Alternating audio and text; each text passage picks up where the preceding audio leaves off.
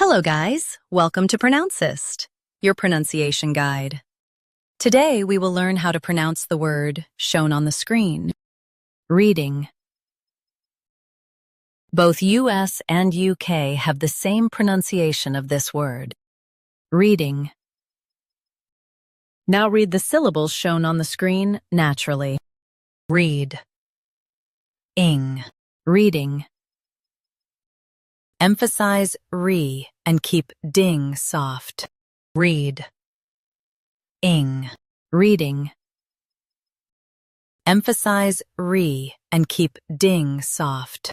Read, ing, reading. Emphasize re and keep ding soft. Read, ing, reading. Practice repeatedly and you'll soon be able to say this word perfectly. The best way to practice is to repeat the syllable multiple times.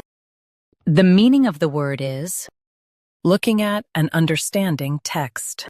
Try repeating this word several times to improve your pronunciation. We post daily videos on useful and commonly mispronounced words to help you speak clearly and confidently. Like this video and subscribe to Pronouncist for more pronunciation guides. Thanks for watching us.